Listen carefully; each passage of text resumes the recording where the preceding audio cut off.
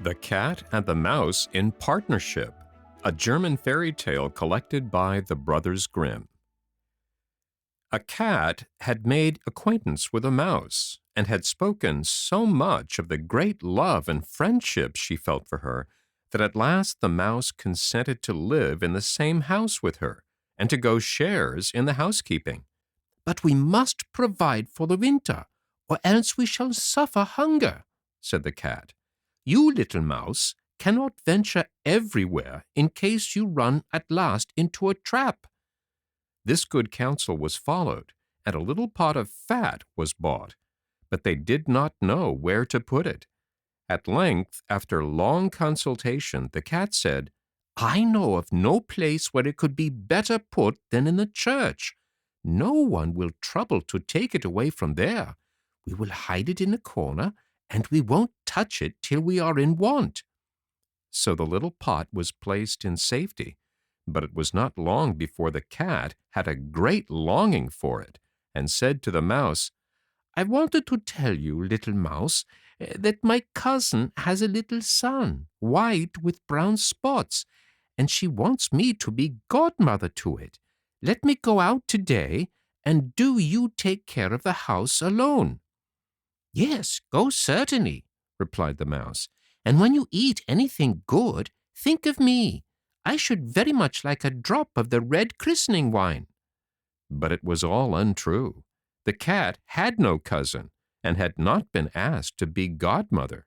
She went straight to the church, slunk to the little pot of fat, and began to lick it, and licked the top off. Then she took a walk on the roofs of the town, looked at the view, stretched herself out in the sun, and licked her lips whenever she thought of the little pot of fat. As soon as it was evening, she went home again. "Ah, here you are again," said the mouse. "You must certainly have had an enjoyable day." "It went off very well," answered the cat. "What was the child's name?" asked the mouse. "Top off," said the cat dryly. "Top off," echoed the mouse. "It is indeed a wonderful and curious name. Is it in your family?" "What is there odd about it?" said the cat. "It is not worse than bread thief, as your godchild is called." Not long after this, another great longing came over the cat.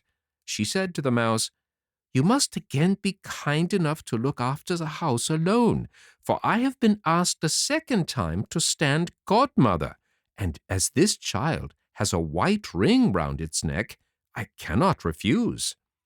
The kind mouse agreed, but the cat slunk under the town wall to the church, and ate up half of the pot of fat. "Nothing tastes better," said she, "than what one eats by oneself." And she was very much pleased with her day's work. When she came home, the mouse asked, "What was this child called?" "Half gone," answered the cat. "Half gone? What a name! I have never heard it in my life. I don't believe it is in the calendar." Soon the cat's mouth began to water once more after her licking business. "All good things in threes," she said to the mouse. "I have again to stand godmother. The child is quite black and has very white paws, but not a single white hair on its body. This only happens once in 2 years, so you will let me go out?" "Top off, half gone," repeated the mouse. "They are such curious names. They make me very thoughtful." "Oh, you sit at home in your dark grey coat and your long tail," said the cat, "and you get fanciful. That comes of not going out in the day." The mouse had a good cleaning out while the cat was gone, and made the house tidy, but the greedy cat ate the fat every bit up.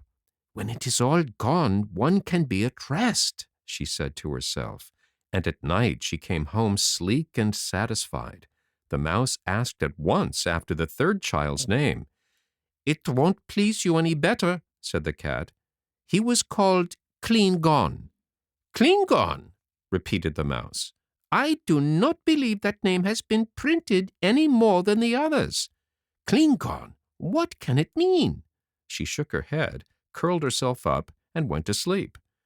From this time on, no one asked the cat to stand godmother, but when the winter came and there was nothing to be got outside, the mouse remembered their provision and said, "Come, cat, we will go to our pot of fat which we have stored away. It will taste very good." "Yes, indeed," answered the cat. "It will taste as good to you as if you stretched your thin tongue out of the window." They started off, and when they reached it, they found the pot in its place, but quite empty. "Ah," said the mouse, "now I know what has happened. It has all come out. You are a true friend to me. You have eaten it all when you stood godmother. First the top off, then half of it gone, then—" "Will you be quiet?" screamed the cat. "Another word and I will eat you up." "Clean gone" was already on the poor mouse's tongue, and scarcely was it out than the cat made a spring at her, seized and swallowed her. You see, that is the way of the world. The end.